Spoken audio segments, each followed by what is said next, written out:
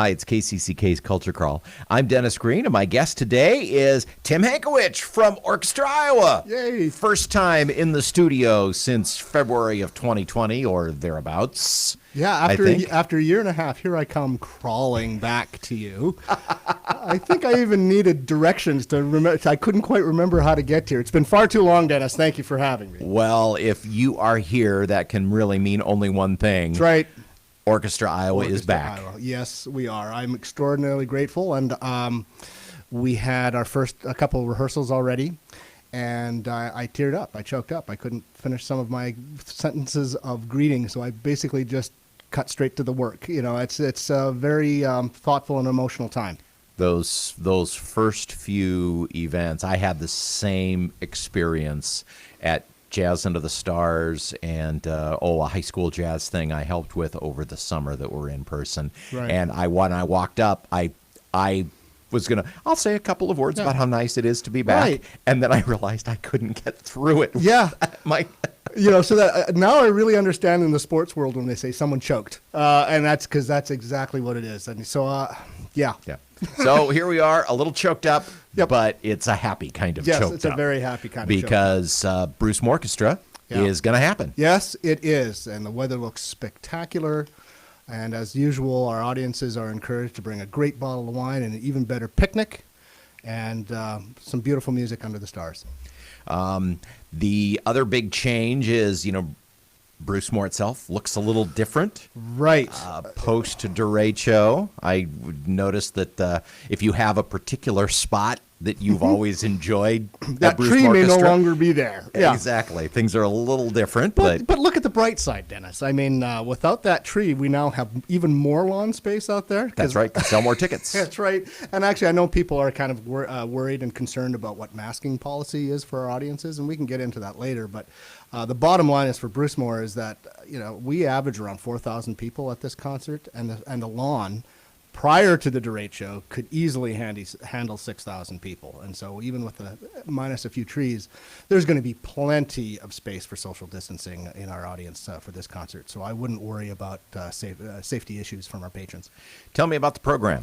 Well, it is an evening of Rodgers and Hammerstein, all their greatest hits from musicals of like Oklahoma and Carousel and South Pacific. Richard and Oscar. Yeah, Tim. Exactly. Tim calls them the two Richard guys. and Oscar, Yeah, Richard and Oscar. They're friends. We've been BFFs for long before I was born.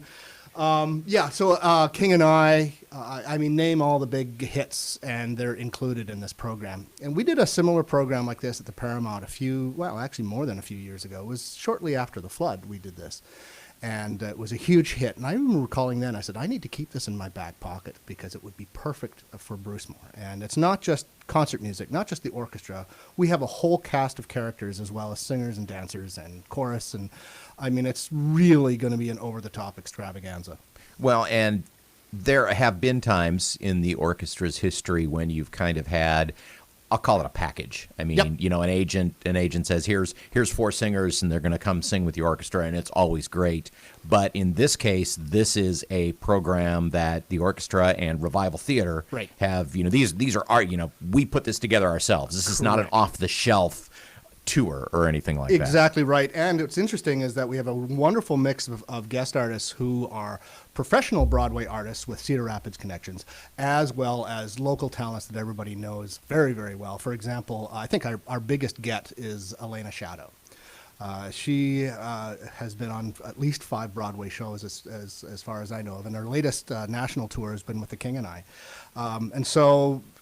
She is a huge star and a professional on Broadway, but she also happens to be married to a local Cedar Rapidian. Mike Harrington, who is. Graduated from Washington. Oh, you even know his high school cred. Yep. Wow. Washington High School alum, who is a well-known Broadway performer himself. In his own right. Exactly right. Yes, and that is a huge get. To be able to bring. Absolutely. So is Christopher Johnstone, and also another Cedar Rapids. I think let me throw this back at you. I think he's a Jefferson grad. I believe he is a Jefferson. So well done getting getting one from the east side and the west side. Yes, I parry yours and thrust with this, and he's been on national tours of Evita and South Pacific, I think Phantom of the Opera as well, as far as I know. And of course, there's also Catherine Blades, who cut her baby teeth on Bye Bye Birdie not too long ago. So they're coming to join the crew. But we also have Amy Stoner, who everyone knows, who is an amazing artist in the area, as well as Laura Lee Songer, who used to be a Cedar Rapidian. She was teaching at Co. She's teaching voice at Co. Beautiful voice, and we lost her, I think, to Indiana, I think, Taylor University. But she's going to come back and make a reprise, so it'll be great to welcome her back. And Cedar Rapids Concert Chorale? Cedar Rapids Concert Chorale, because you need extra bodies for some of these. For example, like Nothing Like a Dame, you're going to need a beefed up men's section and some other tunes that require lots of women. So yeah, the stage is going to be pretty darn packed with the Cedar Rapids Concert Chorale and the symphony as well. I mean, and then we have a thrust stage extension for all the singers to perform, as well as some dancers. So so dancing too. Dancing too. Yeah. Yes. Yeah. Well, of course, we've talked about chorus and soloists, but talk about just a little bit the orchestra's role, because obviously it would be a waste to have the orchestra just be the accompaniment. So I know that you have some moments scheduled as well to showcase the orchestra, which none of us have heard in a year and a half. That's right. Each half begins with an orchestral number, and there's also a dance number in the middle. But one of the most beautiful pieces that is just purely instrumental, and I have to say it's actually quite challenging from a technical point of view, is the Overture to Carousel.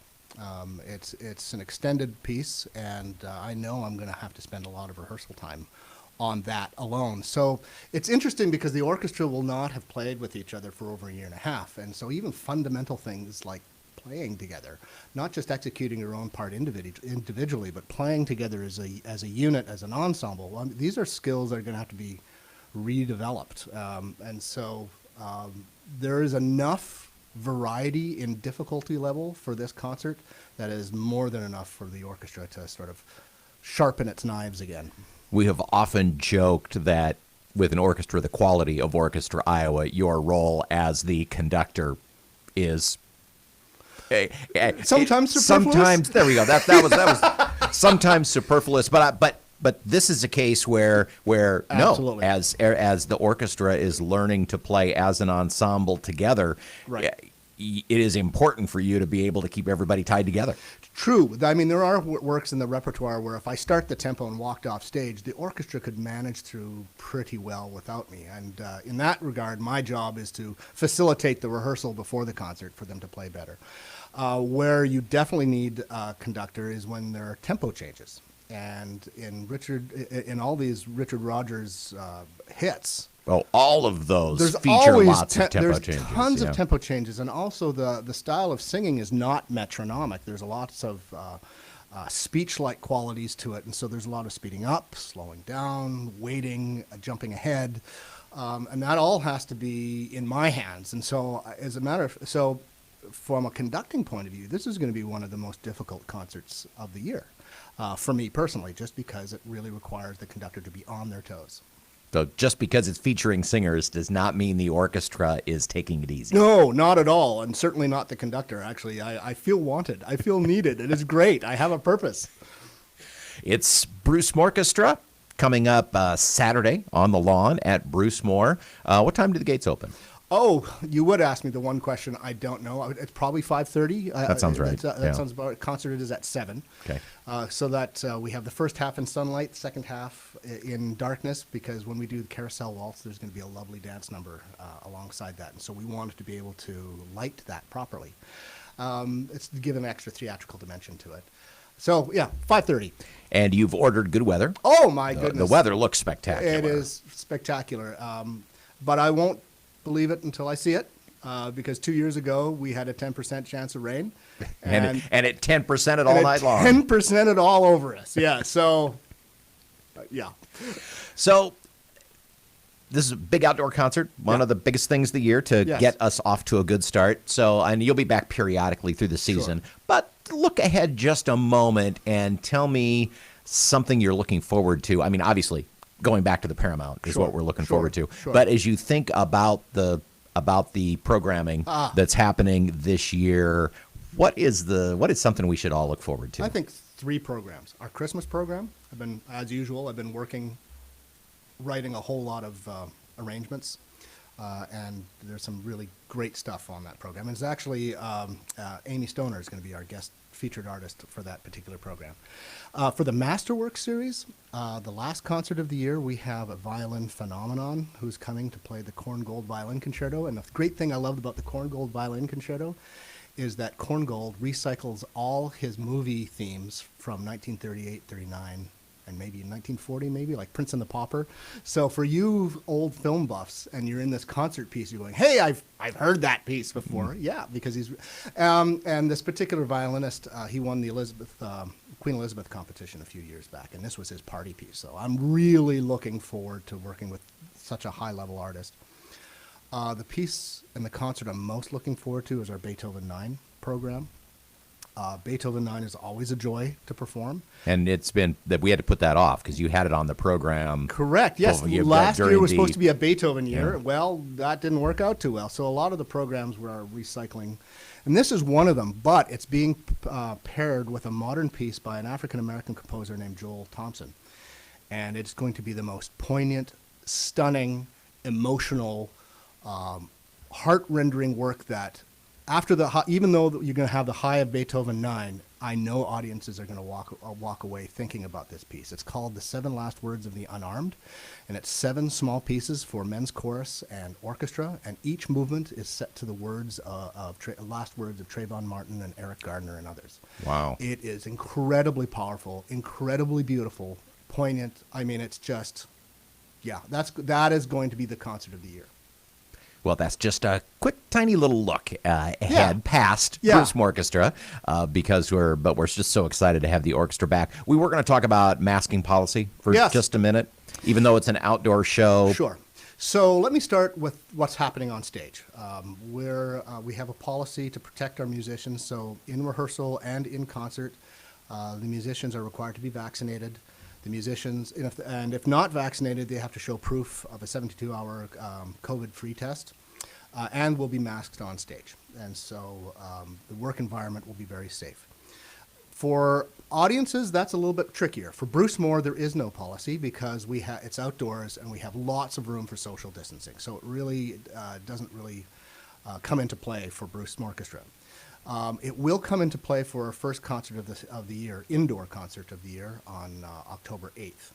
And we don't have a policy yet. Our board is working on that, and they are also coordinating with other arts organizations like Revival Theater and Theater Cedar Rapids and the like, so that we all come out with the same masking policy so our patrons don't have to worry about, okay, do I have to put on a mask here but not here, or what's the protocol?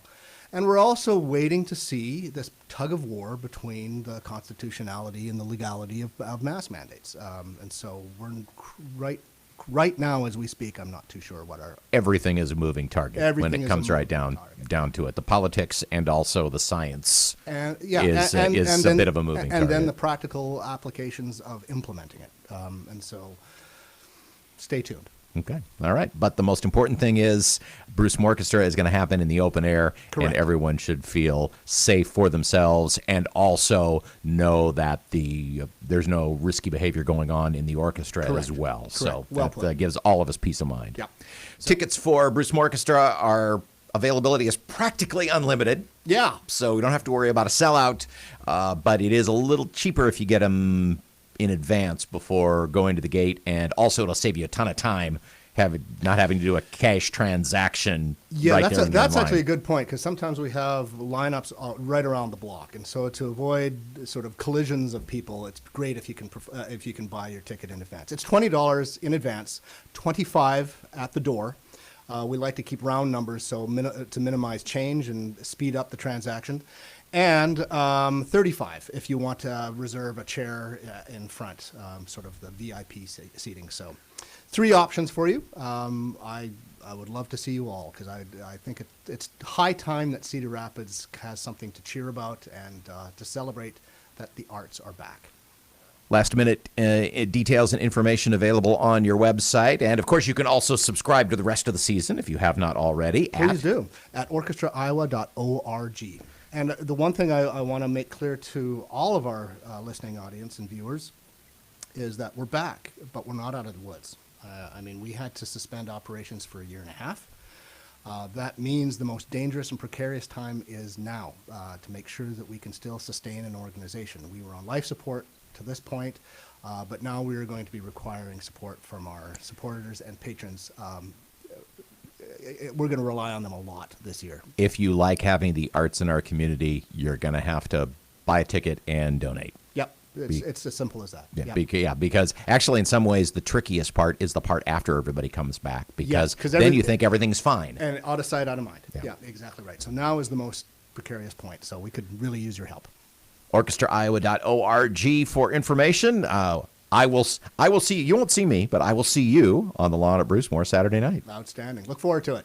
Tim Hankewich from Orchestra Iowa. Again, OrchestraIowa.org.